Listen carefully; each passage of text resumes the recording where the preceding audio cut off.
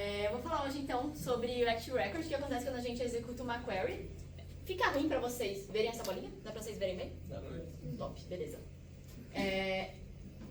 Eu sou a Tuki, eu trabalho na Superfície com engenharia desde o ano passado, faz pouco mais de um ano.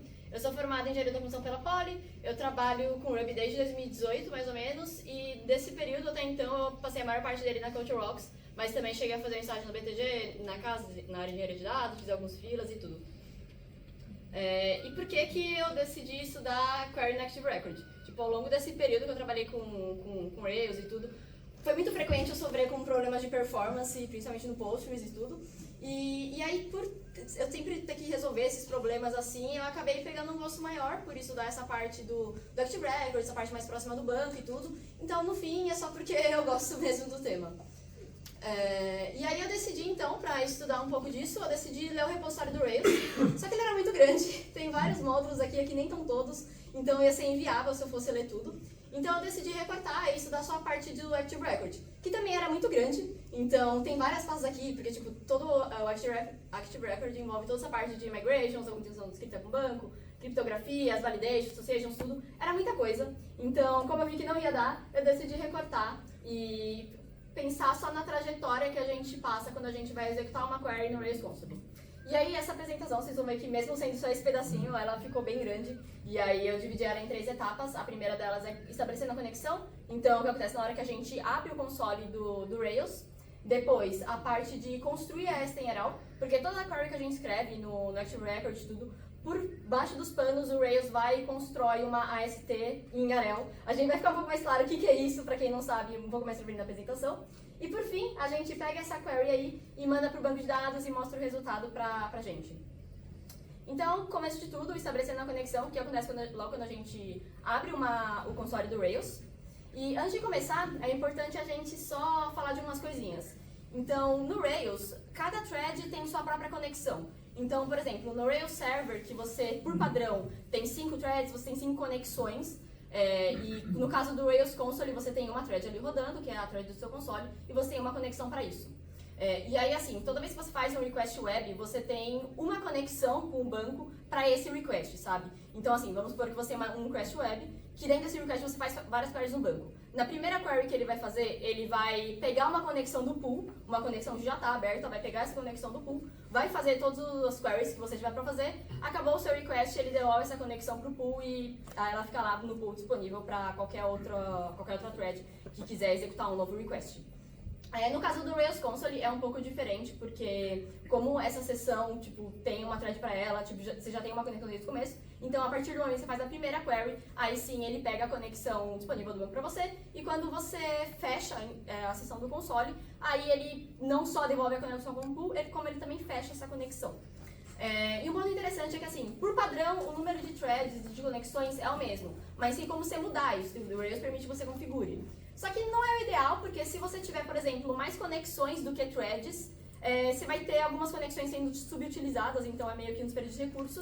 E se for o contrário, se você tiver mais threads do que conexão, pode acontecer de, tipo, putz, você vai executar um request e não tem conexão disponível para você executar a coisa no banco, e aí seu request acaba não sendo executado, porque por mais que o Rails tenha um sistema de fila, assim, para esperar para uma conexão ficar disponível, esse tempo não é infinito. Uma hora o request esgota ali o tempo dele, tipo, ele falha se não tiver uma conexão disponível para ele executar a query dele. Beleza. Então, agora, outra coisa que é importante pra gente ver também são os principais arquivos aqui que a gente vai ver nessa etapa. O primeiro deles é o Connection Handling. Ele não é muito importante, tipo, eles são, na verdade, uma interface pro Connection Handler, que esse sim é um pouco mais importante, porque ele é o arquivo que gerencia as conexões pro pools. Então, todas as vezes que a gente vai bater numa conexão nova pra tipo, chamar o banco pra criar uma conexão nova, a gente sim passa por esse Connection Handler, e a ideia é que a gente tenha uma instância disso pra cada app. E aí, ele chama muito o Pool Manager, que é o cara que gerencia todas as pools que uma aplicação topa de ter. Porque em uma aplicação você pode ter mais de um banco. Tipo, nas aplicações do Rails, geralmente é muito comum que a gente tenha um banco principal e um banco de réplica. E aí, como você tem mais de um banco, cada banco tem a sua pool específica. E aí, essa pool é representada pelo Connection Pool. Então, numa aplicação, se você tiver vários bancos, você vai ter vários Connection Pools também. E cada Connection Pool tem todas as conexões para cada banco. Então, na hora que você está executando o Rails Server, como você tem mais de uma conexão, o Connection Pool vai ter lá cada uma das conexões ali dentro dele e ele sabe qual escolher na hora que você tipo, precisa fazer alguma comunicação com o banco. E ele apresenta essas conexões com o Abstract Adapter. Esse Abstract Adapter ele é uma classe base para cada adapter de banco, então o Rails, acho que todo mundo talvez saiba que tipo, ele suporta vários bancos diferentes. Então você pode ter uma aplicação em Rails que você usa o MySQL, você pode ter uma aplicação em Rails que você usa o Postgres, você pode ter uma aplicação em Rails que você usa o SQLite, vários outros bancos. E a ideia é que a gente tenha um desse meio que pro Postgres para cada banco e você tenha um desse pro thread, né? Porque ele representa a conexão. E aí, beleza. Agora que a gente viu os principais grifos, uma coisa só é que, tipo, em resumo, basicamente, tudo que a gente vai mandar de conexão pro banco, a gente passa ele para Connection Handler e ele sabe qual pool chamar, qual conexão pegar, ele direciona tudo certinho pra gente. E aí, beleza? Então, logo quando a gente abre o nosso console, o primeiro lugar que a gente bate é ali, aqui nessa parte, nesse Establish Connection, que é quando ele começa a pegar todas as configurações pra gente, para estabelecer a conexão de fato. Então aqui a gente vê que ele chamou o Connection Handler e dá um Establish Connection, aí a gente passa as configurações que a gente tem, geralmente naqueles arquivos YAML de configuração e tudo, e passa para ele para estabelecer essa conexão de fato. E aí, esse arquivo, nesse Establish Connection aqui, que ele chama do Connection Handler, é uma função muito grande, mas basicamente o que importa dela é que ela sempre retorna ou a pool de uma config existente de pool, ou ele cria uma nova e retorna a pool. O importante a gente saber aqui é que ele sempre vai retornar a pool. Só que, uma coisa interessante é que logo quando a gente abre o console, a conexão não está estabelecida. Então, por mais que ele tenha passado por isso, você vê que aqui ele só retorna pool. Mas ele ainda a thread que está executando no seu console ainda não está com a conexão ali pronta para executar suas queries. Tanto que se você digita aqui qualquer model, qualquer coisa, ele vai falar, putz, eu não estou em uma conexão, chama customer.connection para estabelecer uma conexão. E aí na hora que você chama isso, ele dá esse retorno aqui, que ele retorna aquele adapter que eu falei, que é uma representação das conexões. E aí depois, quando você chama o customer de novo, aí sim ele retorna tipo as colunas que você tem, os tipos delas e tudo. Eu não sei se tá ruim para vocês lerem essa fonte. Qualquer coisa que tiver ruim, aqui embaixo tem a URL para os slides, se alguém quiser ver no celular. Só que agora que eu vi que a URL também tá muito ruim de ler. Mas eu posso falar para vocês para ela, é bit.ly/ActiveRecord/RubyFloripa, tudo separado com underline. Então, se vocês quiserem ver no celular, acho que pode ser que fique melhor. Isso, obrigada. Acho que assim fica bem melhor. Boa. E pronto, agora o nosso console está pronto para executar a nossa query. A query que a gente vai executar aqui ao longo da apresentação é essa customer.where_first_name_took. É uma query bem simples, só para a gente entender mesmo quais são os passos que ele passa toda vez que ele vai executar a query. E aí, vamos passar agora então para a segunda etapa, que é construindo a AST em Arel. Como que o Active Record ele constrói esses nós em Arel. E antes de a gente começar, o que é o Arel? O Arel ele é uma biblioteca que o Rails incorporou no repositório dele, que serve justamente para você quebrar a sua query que a gente escreve com Active Record em vários nós, e aí depois ele consome esses nós e transforma na string SQL que a gente manda lá para o banco e tudo.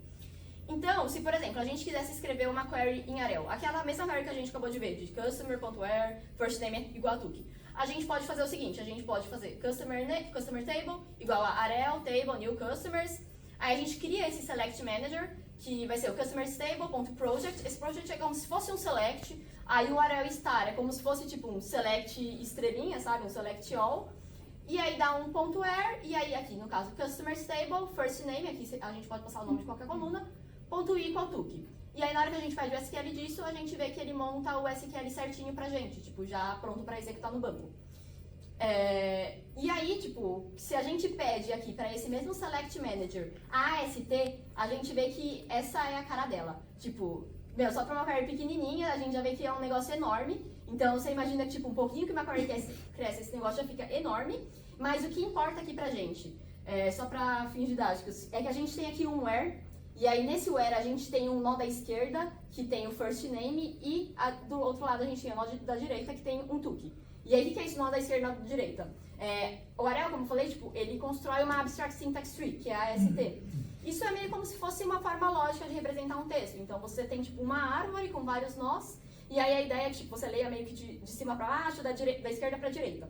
E aí, na hora que você vai ver isso, você vê que, tipo, um desses nós é o nó de igualdade, porque aqui o que a gente está fazendo é uma operação de igualdade, a gente tá dando um ponto .where em que first name é igual a took, Então, você passa pelo nó de igualdade, aí você tem na esquerda a coluna, né, que você está comparando, no caso é first name, e à direita do nó de igualdade você tem o took, que é o valor, né? E aí aqui é como a cara de uma ST, isso aqui o próprio Arel consegue gerar pra gente. Então, se a gente ver aqui, a gente tem um where, aí aqui o nó de igualdade, aí no nó da esquerda a gente tem aqui first name e do lado o took. E aí, isso aqui, mesmo por mais que a gente não vá fazer a nossa query dessa forma, mesmo assim o Rails ele faz toda essa construção em nós pra gente, pra conseguir executar a query. E aí é isso que a gente vai ver aqui nos próximos slides.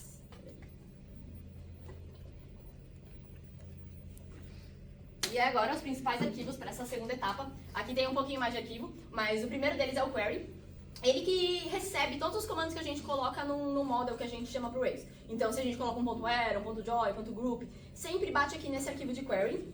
Ele faz também uma interface com a conexão. Quando eu digo conexão aqui, é conexão com o banco. Então, na hora que a gente chama tipo, um query by SQL, tipo, ele vai passar por aí. A gente vai ver isso mais pra frente também. E aí, ele, depois de bater aqui, tipo, ele vai também aqui para esse query methods, que é quem também cola os nós da nossa query. Nó, tipo, um nó pro where, um nó pro join, um nó pro group. Quando eu falo nó aqui, não são os nós do Arel. Por mais que tenha os nós do Arel, aqui é um outro tipo de nó. Mas esses nós são compostos por nós do Arel. E aí, esse query methods, para montar, colar esses nós aí, ele usa o Predicate Builder, e aí aqui sim, no Predicate Builder, a gente constrói os nós em Arel, e então ele é muito usado pelo Query Methods para retornar esses nós. E ele também define alguns renders para saber qual tipo de nó usar. Porque assim, o Arel tem vários tipos de nó diferentes. E aí no caso da query first name igual a took, beleza, sabe que tem que usar um nó de igualdade. Mas se você está, por exemplo, comparando com data, você precisa usar um outro nó, tipo tem o nó de range, sabe? Então como tem nós diferentes, a gente precisa de alguns renders para saber qual tipo de nó usar. E aí é esse Predicate Builder que faz esse trabalho. E além disso tem o Relation. O Relation, talvez muitas das pessoas que trabalham com Rails já tenham esbarrado, que é o clássico Active Record Relation. E é a classe que é retornada quando a gente chama uma query. E assim, não sei se todo mundo sabe também, mas tipo, toda vez que a gente vai chamar uma query em Rails, então toda vez que a gente dá um customer.where first name igual a took, ele não executa essa query enquanto ele não precisar, sabe? Então assim, na hora que a gente executa no terminal, ele precisa executar porque ele precisa mostrar pra gente os resultados. Mas se você está tipo, no meio da execução de um código e você está retornando isso de uma função, ele não vai executar essa query até você, sei lá, dar um ponto map, um ponto it, um ponto, qualquer método de array, que aí sim ele precisa converter essa Active Record Relation em array, e aí sim ele vai puxar lá do banco os dados. Então, justamente por ele não fazer essa conversão enquanto você está construindo a query, né, enquanto você está executando ainda, é muito importante a gente sempre evitar usar, por exemplo, métodos de array em queries do banco por uma questão de performance, porque aí você consegue executar tipo, só no fim de tudo, só realmente quando precisar a query, e aí tipo, você só chama o banco uma vez e já era. E aí, para conseguir tipo, executar a query quando é necessária, a Active Record Relation ela consegue dar um load em si mesma. A gente vai ver isso mais pra frente também. Último slide de principais arquivos que eu esqueci de traduzir agora que eu percebi. O próximo arquivo importante é o Database Statements. Aí a gente tem um desse para cada adapter também, porque a gente tem statements diferentes para cada tipo de banco. Aqui a gente está se referindo ao base, e ele converte a ST, né, que é aquela árvore que a gente viu, em SQL de forma indireta. O próximo arquivo é o result. Ele é meio como se fosse um estado intermediário entre o resultado cru que a gente recebe do Postgres e as instâncias que a gente tem dos nossos models. Então, tipo, quando a gente executa o customer.where, first name igual a took, a gente tem como resultado uma instância e, tipo, esse cara aqui que transforma as coisas pra gente, né? Tipo, é passado por ele essa transformação. Mas quem realmente transforma em instância é o persistence, que ele instancia as linhas que esse Active Record Result retorna. E os principais arquivos é isso. Então a gente pode passar para o nosso primeiro arquivo. Logo quando a gente dá um customer.where, first name igual a took, a gente bate aqui nesse arquivo de query, porque ele recebe todos os métodos que a gente consegue chamar no model. Então ele ele recebe o where, recebe join, recebe count, recebe tipo, tudo, e ele dá tudo um delegate pro all. E uma coisa interessante aqui, agora dando um parênteses, é que assim, quando eu vi isso aqui, eu achava que a gente tinha só um first, um second e um third. Mas aí eu descobri que a gente tem também um fourth e um fifth. Eu não sabia disso. E não só isso. Antes, era pra gente ter também até um décimo. O DHH tinha feito pra gente até o décimo.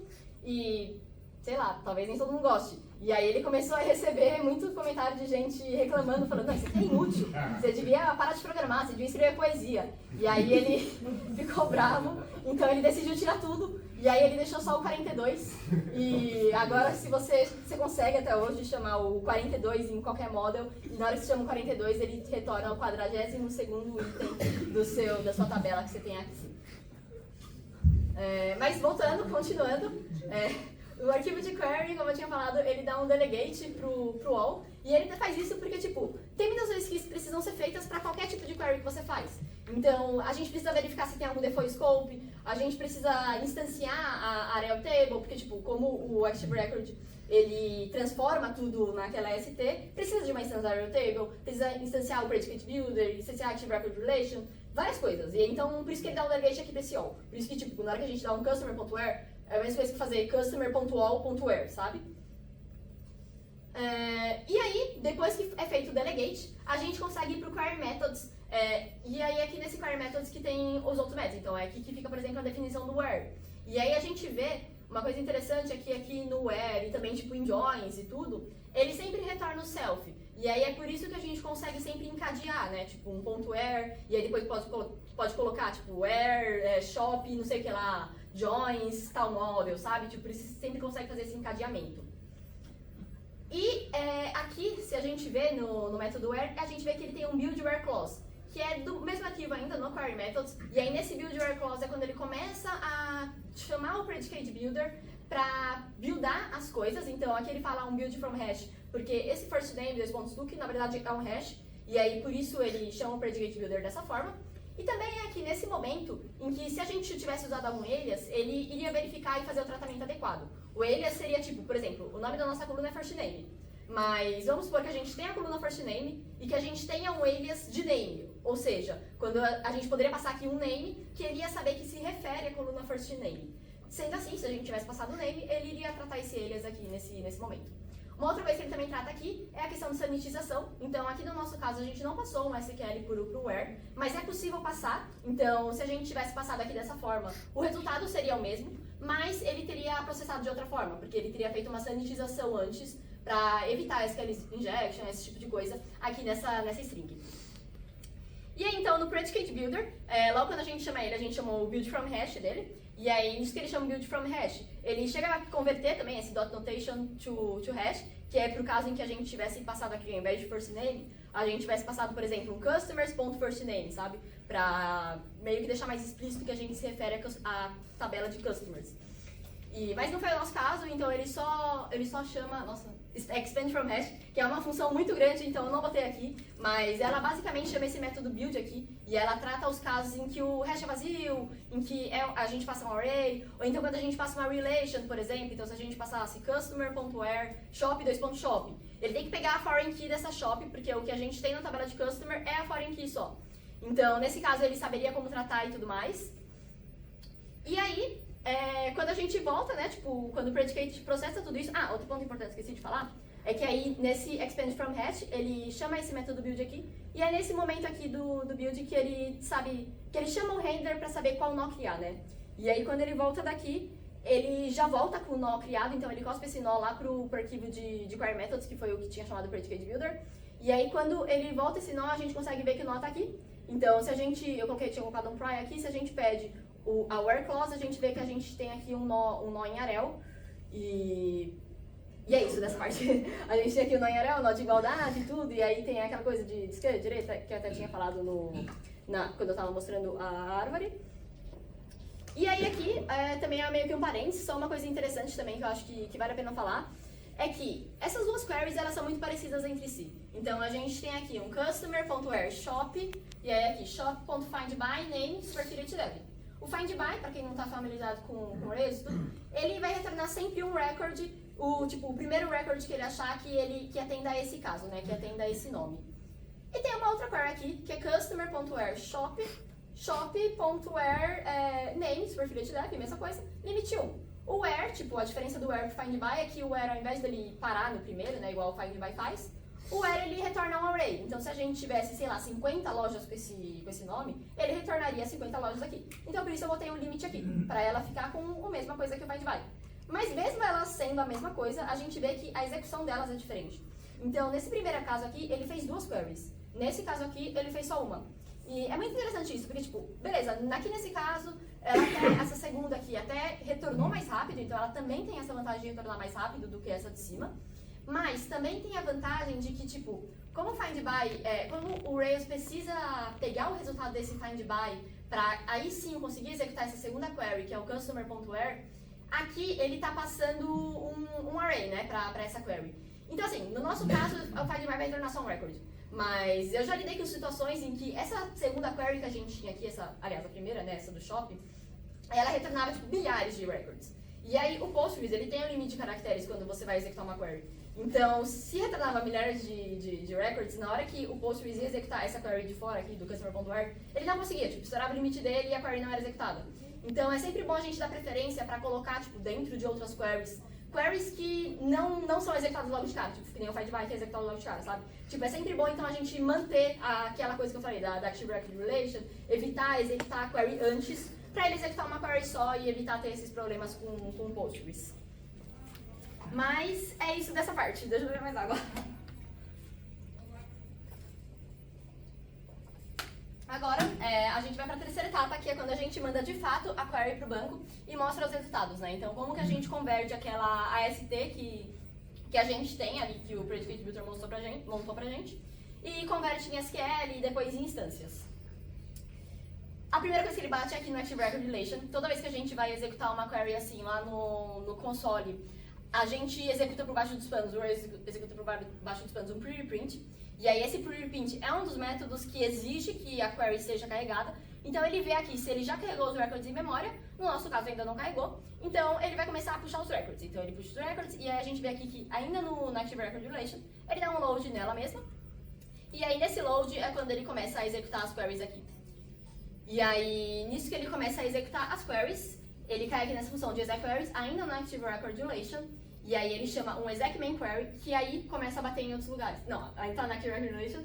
Aí ele chama aqui, query by SQL, e aí sim começa a bater em outros lugares. Ele bate primeiro lá naquele arquivo de query, que a gente tinha visto que também é um arquivo que faz interface com a conexão. E aí aqui no arquivo de query, ele chama a conexão e vai dar um select all nela. Mas primeiro a gente tem que saber de onde vem essa conexão. E aí, né, nisso que ele chama a conexão, aí ele bate naquele render, que eu falei que tipo, é meio inútil, ele só chama o render, e é justamente isso que ele faz, ele vai chamar o connection render e vai pedir pro connection render a connection, passando role, shard e tudo. E aí no connection handler, aí ele pede a conexão pro pool, aí o pool vai lá e faz aquele processo que eu falei, de que tipo, ele vê se para essa thread já tem alguma conexão, então ele tem aqui um hash em que as keys são as threads e os valores são as connections. No nosso caso, como ainda não tem, ele vai dar um checkout. Checkout é o nome do processo de você pegar uma query do pool e botar para sua thread, que é o que ele faz aqui. E aí ele passou essa conexão para thread. E aí, agora voltando no arquivo de query, agora que ele já tem a conexão, ele pegou a conexão lá do pool, ele vai dar um select all. Nisso que ele dá o select all, ele bate aqui no arquivo de query cache, e aí é nesse momento que ele começa a verificar por caches. Porque, assim, no caso de que você está executando uma query no console, esse cache está desabilitado por padrão, mas no caso em que você está executando a query, por exemplo, numa requisição web, por padrão, essa cache é habilitada. Então, se ela é habilitada, ele vai executar o que está no cache, se não, ele vai bater no select all de um outro arquivo que a gente vai ver mais pra frente. E aí, uma coisa aqui interessante é que assim, o Rails, nesse caso, né, em que a cache está habilitada, ele não executa uma query 2 vezes. Então, a primeira vez que você vai executar, ele salva tipo, a query que você tem com os valores que você está passando. No caso aqui, por exemplo, é um valor TUC, né? Tipo, os valores que você está passando, ele salva e para que ele não tenha que executar de novo, né? E é que é isso que eu falei, tipo, se você vai no console e você pede para ele, da connection, se o carry cache está enabled, ele vai te retornar um false. Mas tem como ativar ele. E aí, ativando ele, a gente vê que a primeira vez que a gente dá essa query, ele faz o carregamento, e na segunda vez a gente vê que ele acessa o cache, e aí, tipo, é muito mais rápido, sabe? E aí, voltando, aquele select all, quando o cache não está enabled, ou quando a gente está passando pela query na primeira vez, a gente bate aqui no database statements, que aí sim ele começa a converter as coisas em SQL e passar os binds. bind é o nome tipo dos parâmetros que a gente passa, né? Então aqui no caso a gente tem um bind que é o valor took. Mas a gente poderia ter uma query que a gente não tem nada, tipo se a gente desse um customer.count, por exemplo. E aí esse ToSQL binds, ele é muito grande, mas ele basicamente só cria um collector. E aí esse collector, tipo, ele é como se fosse uma string que começa vazia. E aí à medida que a gente vai construindo o nosso SQL, ele vai sendo populado e preenchido. E toda essa parte de construção da string SQL é feita pelo Arel. Então o Arel, ele usa esse visitor pattern, que é basicamente assim, tipo, o Arel a gente tem aquela árvore, né? Então, nisso de visitor pattern, ele vai visitando cada um dos nós para construir a string em SQL. Então, por exemplo, como ele começa lendo de cima para baixo e da esquerda para a direita, no caso aqui da nossa query first name é Tuki, ele vai bater no nó de igualdade, então ele cai aqui, e aí nisso que está no nó de igualdade, ele pega aqui, visita o nó da esquerda, que no caso vai ser o first name, então ele vai preencher todo o nosso collector, né, que é aquela string que vai virar string SQL, com todo o SQL referente ao nó da esquerda, vai concatenar com a string relativa a esse nó de igualdade, que no caso é só um sinal de igual, porque a parte da direita não é vazia, né, a gente tem um e depois vai começar a visitar o nó da direita. Então, depois que ele coloca o sinal de igual aqui no collector, ele vai visitar o nó da direita. E aqui também eu coloquei alguns exemplos de como ficam outros tipos de nó. Então, se a gente tivesse, por exemplo, um nó de between, seria dessa forma, um inner join, tipo, a gente vê que ele constrói dessa forma e tudo mais. E outra coisa interessante é que, assim como o Rails suporta vários bancos diferentes, o Arel também suporta vários bancos diferentes. Então, ele tem aqui um ToSQL que tem a maior parte dessas funções aqui nesse estilo de SQL, mas tem alguns bancos que tem algumas coisas mais específicas de cada linguagem, né? Então, esses arquivos que têm as coisas mais específicas herdam todos do ToSQL e sobrescrevem os métodos que precisam de sobrescrição. E aí a gente tem também os outros visitors aqui, tipo um dot, que serve para construir aquele grafo lá que eu tinha mostrado, o próprio ToSQL e tudo mais. E aí agora, voltando, eu tinha colocado aqui o MindPry no select all, naquele select all que a gente tinha visto, pra gente ver como é que fica então o retorno desse ToSQL and Minds que a gente estava vendo. Então se a gente pede o SQL dele aqui, a gente vê que é uma string com um cifrão 1 no lugar do valor, justamente porque esse valor é um bind. Então ele está separado aqui, se a gente pede o binds aqui, é um array de uma coisa só, porque a gente tem só um valor, com o valor de Tuki. E aí agora ele vai dar um select passando esses parâmetros aqui. Na hora que ele dá esse select, a gente ainda está no database statements, e aí a gente chama a internal exec query, que aí é a partir daqui que começa a ficar um pouco mais próximo do Postgres. Esse internal exec query, a gente já cai no database statements, que não é mais o abstract, né, que é o de base, agora a gente está no específico do Postgres, e se a gente usasse algum outro banco, a gente cairia num específico, por exemplo, do MySQL ou de qualquer outra coisa. E aí aqui é quando ele, de fato, manda, tipo, é onde o Rails chega mais perto de mandar as coisas para o Postgres. Porque, na verdade, tipo, não é o Rails que faz a comunicação direta com o Postgres, ele faz isso por meio de uma gema do Postgres, e aí aqui é quando ele chama essa gema, e a gente tem aqui, nesse result, a gente tem um resultado cru, que é retornado da gema. E aí esse resultado cru, tipo, é só isso, e a gente consegue ver aqui nesse ntuples o número de linhas que atenderam a nossa query. E aí, quando a gente tem esse resultado cru, aqui quando ele chama esse build result, passando o resultado cru, é quando a gente chama aquele active record result, que retorna isso aqui, tipo, essa monte de linha, na verdade, são só as colunas e o tipo delas, mas o que importa pra gente é essa caixinha aqui de baixo, que tem as colunas, e aí aqui tem as duas linhas que atenderam ao caso, ou seja, que tem o first name igual a Tuki. E aí, com essas duas linhas ali, ele pega aquele resultado, aquele estado intermediário, né, o active record result, e instancia os records. Na hora que ele dá esse instantiate records, é quando finalmente a gente tem esse resultado aqui que a gente está acostumado a ver quando a gente mexe no Rails Console. Então a gente tem aqui tipo, todas as instâncias de customer, com os valores que estavam lá do banco, tudo certinho. E é isso. Eu vou dar uma resumida geral, só para recapitular tudo. Eu acho que é importante para a gente conseguir entender melhor o que aconteceu em todo esse processo. Então, resumindo tudo, logo quando a gente abre o console, o Rails vai, monta todas as configurações, instancia Connection Render, Pool Manager, um monte de coisa que precisa para falar com o banco. Depois está tudo instanciado, a gente pode digitar a query da Enter. Na hora que a gente digita a query da Enter, a gente chama um pretty print.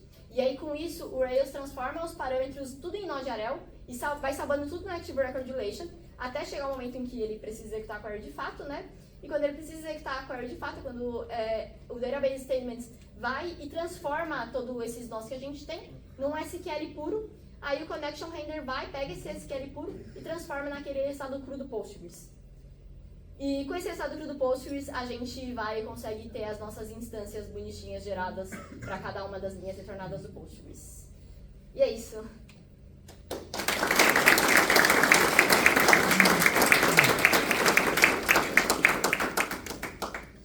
Ai, que eu passei. Perguntas, pessoal?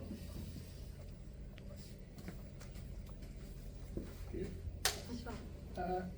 Eu algumas vezes já tive algumas situações, eu estava tentando recordar aqui quando foi isso, mas algumas situações onde parecia que a interface mesmo da Active Record ela não era suficiente para poder expressar algumas queries que eu queria fazer no banco de dados. Eu imagino que você deve ter passado pela mesma coisa ou algo parecido para poder montar esse conhecimento assim, gigantesco. Tu consegue lembrar alguma query, algum negócio que você precisou fazer para poder entrar tão profundamente que mesmo entendendo um pouco, assim, indo conhecer ou entendendo como que eu faria aquilo diretamente com o Arel, eu nunca cheguei nem perto de chegar tão profundamente quanto o teu material me trouxe. Você pode expressar algum momento que você precisou?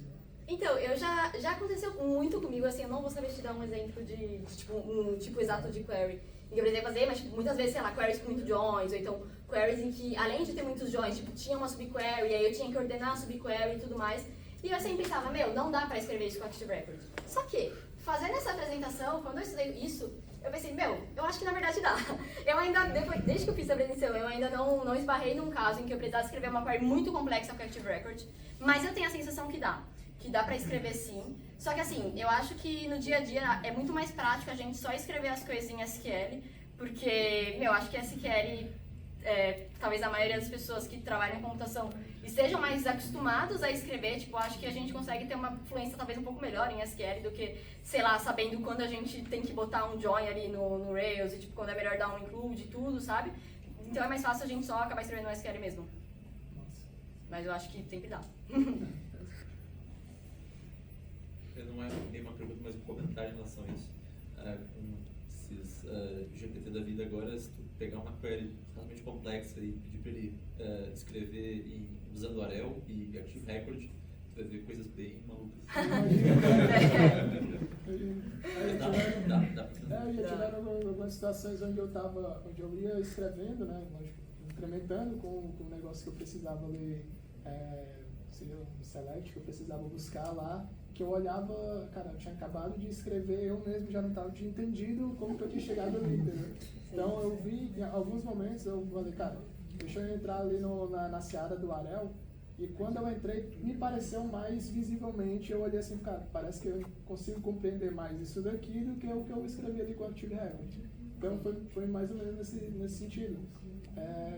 Eu agora já tô colocando uma dúvida na minha cabeça agora, que se eu pegar essa mesma query ali no Active Record, colocar ela do lado em Arel e colocar ela do lado em SQL puro, vou olhar para as três e vou falar assim, cara, o que é que eu estou entendendo melhor aqui? Eu acho que essa é uma forma de eu chegar em casa, vou ver se qual vai ser a minha preferência. Falando aqui agora, eu lembrei de uma query que eu lembrei que não dava para escrever usando Active Record. Assim, eu acho que não dava, não sei, pode ser que seja errado. Eu precisava usar uma função do Postgres que agregava várias linhas em uma coluna com que o resultado, várias linhas em uma linha só que teria um array com todas essas linhas agregadas, sabe? E aí para isso eu precisava usar uma função do Postgres. E aí eu acho que talvez não daria para escrever em Active Record, a não ser que o Active Record tenha algum método para essa função específica do Postgres.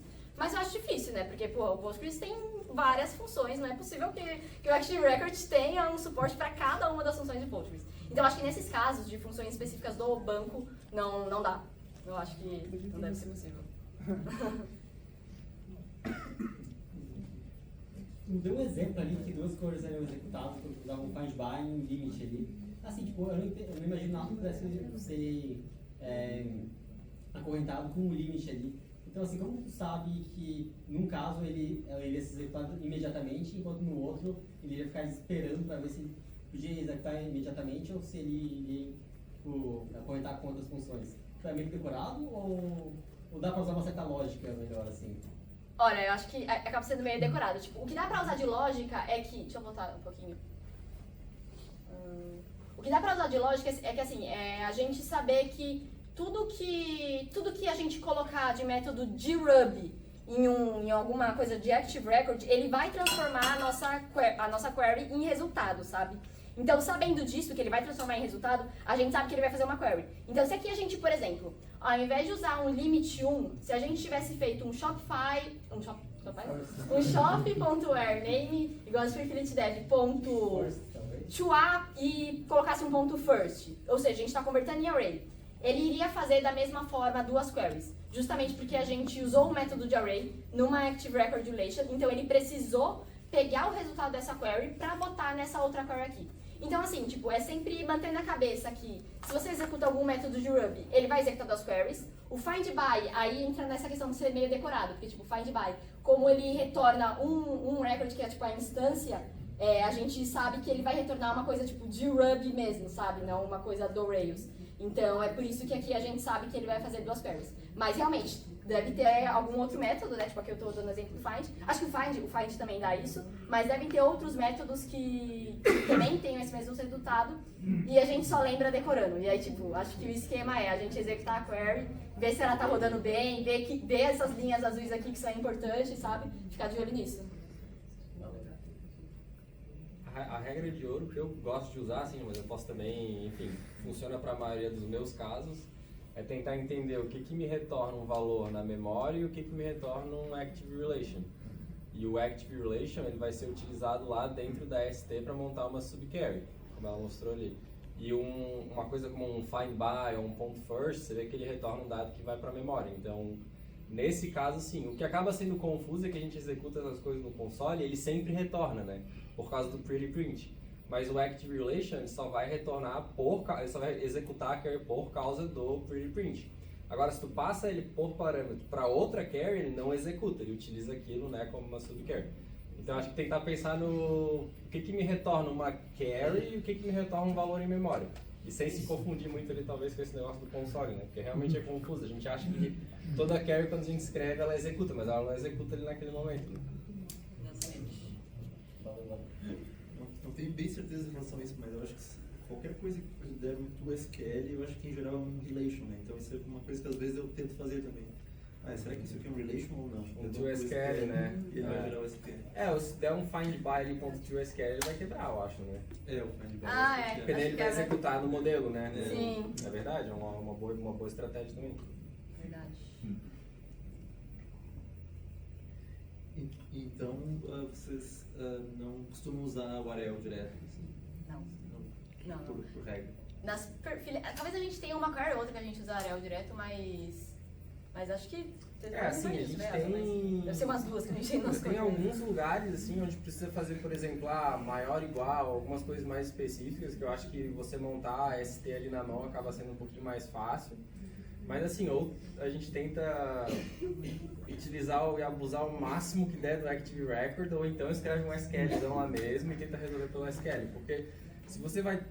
se o problema é tão difícil de resolver com o Active Record e com o Ariel por si só, provavelmente outro desenvolvedor não vai entender o que está escrito ali, coloca em SQL que é mais fácil de fazer manutenção. Apesar de que não é bem uma boa prática do Rails, né? Escrever o SQL direto. Mas tem que levar em consideração o fator de manutenção daquilo também, né? Então, eu acho que a gente acaba indo para esses dois lados, assim. O único local que eu lembro mesmo é justamente esse motivo. A gente fez com Active Record, usando as vias, relations e tal, aí parou para ler, mas nem eu consigo entender direito o que tá ali. Aí mudou para Ariel, fica mais fácil a leitura, assim. Sobre aquela questão ainda que ele passou ali de algum caso que fosse melhor usar o Ariel ou o Active Record, como vocês trabalham, por exemplo, no CTE do Postgres e tabelas temporárias, eu não lembro de ter alguma coisa específica no meio ali. Sim. Vocês preferem usar mesmo ou deixam para tirar por outros serviços? É um ponto. Eu acho que no nosso Codebase a gente não tem nenhum lugar que a gente use tabela temporária. Vocês podem me corrigir se estiver errada, mas que eu me lembro eu não vi. Tipo, os lugares que eu já mexi foi no Metabase, que aí eu tava trabalhando SQL puro, sabe? Mas se eu não me engano também o Active Record também não tem, eu acho. Tipo, quando você procura um if, eu acho que também não tem disponível no Active Record de bandeja pra usar. Eu acho. Tem no nosso Codebase? O quê? A CTE ou... Não. Não? É, então... Quando a gente- Nem viu só, mas...